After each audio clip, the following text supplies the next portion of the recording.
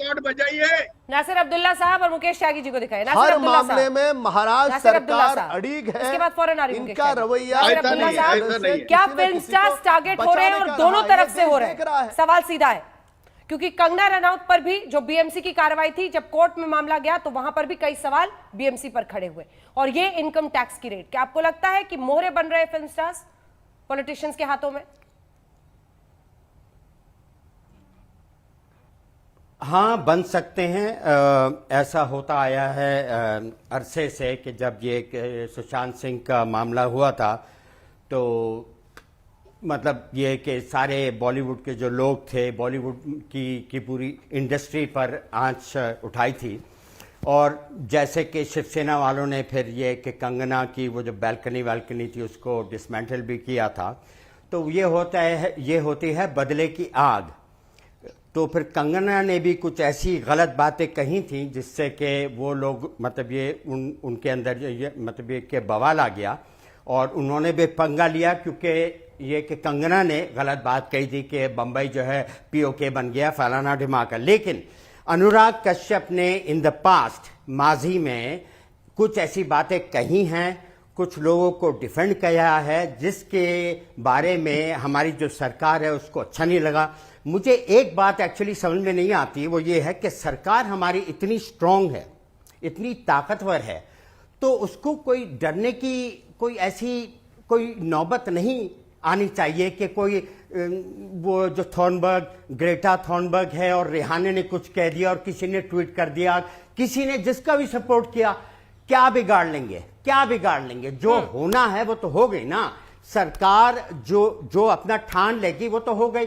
तो मुझे यह समझ में नहीं आता कि इतना बवाल क्यों होता है। अगर किसी ने अपनी राय, अपना ओपिनियन जाहिर कर दिया तो ऐसी कौन सी आफत आ गई, ये मुझे समझ में नहीं आता। इतना बड़ा बवाल और वो उसको ठोक रहा है, फिर उसको ठोक रहा है। तो अनुराग ने कुछ ऐसी बातें कही, उनके खिलाफ और भी केस हुए, तो मुझे अच्छा नहीं लगता।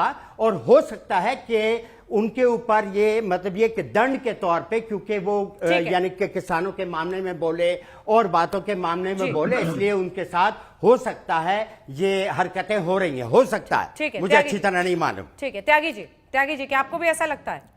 नहीं, बिल्कुल गलत बात है, निराधार बात हो रही है। मुझे जरा बोलने दीजिएगा अंजना ओम कश्यप जी। मैं ये कह रहा हूं कि देखिए, इनकम टैक्स की जो हिस्ट्री है अगर आप देखिए तो अमिताभ बच्चन जैसे शीर्ष नेता के ऊपर भी 1.86 करोड़ का जब टैक्स डिफरेंस आया था कौन बनेगा करोड़पति पे, उनपे भी टैक्स रेड हुई थी। तो कोई भी इनकम टैक्स के दायरे से बच के नहीं जाता, इनके अपने टारगेट्स होते हैं। इसको अगर आप प्रतिशोध की राजनीति से देखेंगे तो मुझे लगता है आप इनकम टैक्स डिपार्टमेंट बंद कर दीजिए, क्योंकि बिजनेसमैन कहता है कि आप हमारे राइवल बिजनेसमैन है, आपने हम पे रेड करवाई है। तो इनकम टैक्स एक, अभी तो मैं कह रहा हूँ कि फेसलेस इनकम टैक्स असेसमेंट का टाइम आ गया है, where people are not aware about the SSC की कौन हमारा एसएससी है। तो इतनी ऑब्जेक्टिविटी और ट्रांसपेरेंसी आ रही है। अब आप जहां देख लीजिए, किशोर कुमार को एक बार गाने के लिए बैन कर दिया गया था। उनकी एक फिल्म बनी थी चलती का नाम गाड़ी, जिसको उन्होंने इसलिए बनाई थी कि उसमें लॉस होगा तो मैं इनकम टैक्स में सेट ऑफ ले लूंगा। तो पहले जमाने में इनकम टैक्स को लेकर के बहुत से मैनिपुलेशन बॉलीवुड इंडस्ट्री में चलते आए हैं। और अभी अगर आप देख लीजिए फैंटम प्रोडक्शन की जो हिस्ट्री है, फैंटम फिल्म्स की, उसमें विकास बहल जिन्होंने सुपर 30 बनाई थी, इनमें आपस में फ्यूड हो गए थे, उसमें सेक्सुअल हैरेसमेंट का केस भी लगा था, उसमें अनुराग कश्यप जो है उनसे ब्रेक अवे हो गए थे। मधु मोंटाना जिनके एक्सीड और क्वान एजेंसी का नाम अभी उसमें एनसीडी के अंदर चल रहा है, तो इन्होंने गजनी बनाई थी मधु मोंटाना ने, जिसने बहुत बड़ा ग्रॉसर किया था। तो अगर कोई उन्होंने असेसमेंट गलत नहीं किया है तो आप अपना उस पर सेट ऑफ ले लीजिए। अगर कोई अनवांटेड मनी पाई गई है, कोई ऑब्जेक्शनेबल आपके अकाउंट्स पाए गए हैं, तो आप be transparent. It doesn't matter, you can get away कि आप ये कहते हैं कि इस प्रतिशोध की राजनीति हमको फिक्स किया जा रहा है। अगर आपके बिल्कुल अकाउंट क्लियर है, ट्रांसपेरेंट है, आप जाइए इनकम टैक्स डिपार्टमेंट के आगे बताइए और आप अपना केस लड़िए।